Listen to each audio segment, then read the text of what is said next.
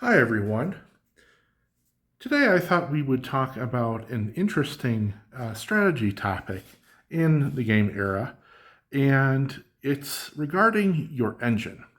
Why building your engine in your deck is really important, and how it's actually easy to not do that and to make that mistake.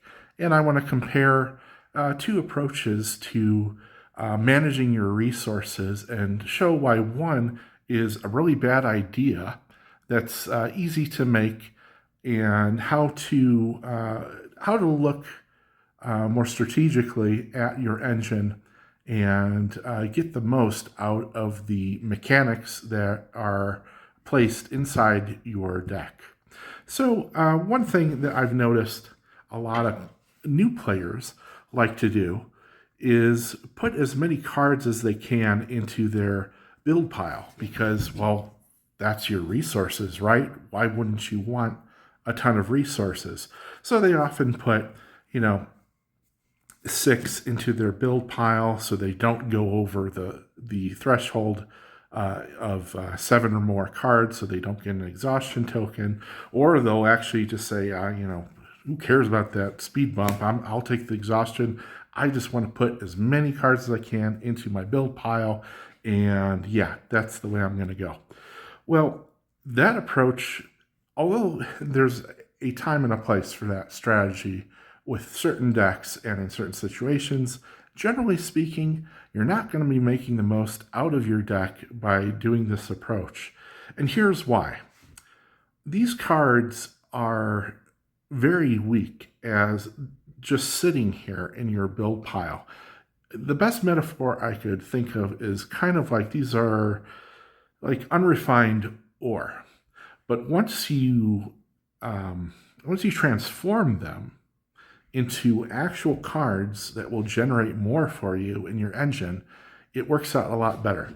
So, for example, let's just take two cards sitting in your build pile, and you might think that's a great thing to do. To have these cards there, that's the right thing. Well, let's say instead of putting those two cards into your build pile, you had instead put it towards building a test pad here from the Space Age deck. Let's also assume for the moment that you've got this resource card out here. So each turn you're going to be generating a special build move. You're going to be flipping over a card. So in the case, let's say you got this out fairly early and it generated resources for 6 turns. So that would be 6 cards it's going to create for you.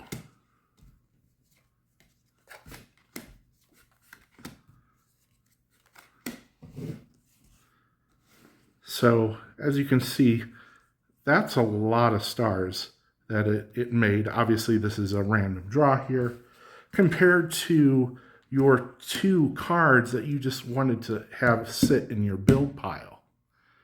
So it's this versus that. And even in a less ideal scenario, if you just, were to have had it out for, let's say, 4 turns or even 3 turns, it's still producing a lot more. So this is an example of how your engine is ready to take those raw resources in your build pile and convert it into something much greater. Finally, I do want to mention another thing that happens when you decide to just put a ton of cards into your build pile and you're just leaving yourself 1 or 2 cards. You're really limited.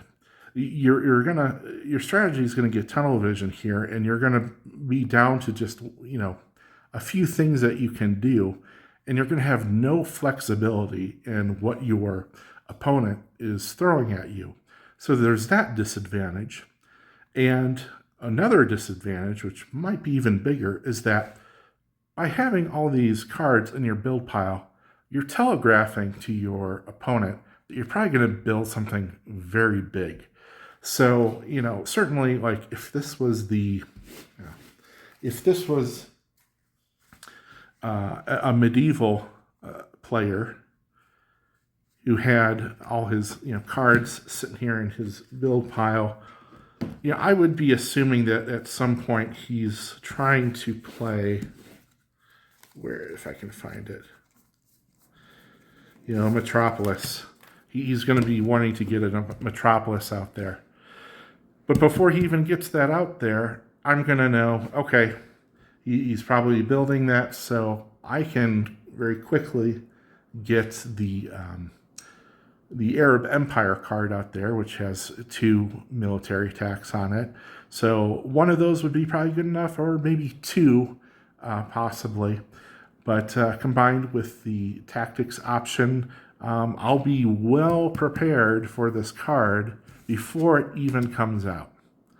So all in all, this is a strategy to reserve for the right time and the right deck. But generally, you want to feed these into your deck. All right, thanks for watching.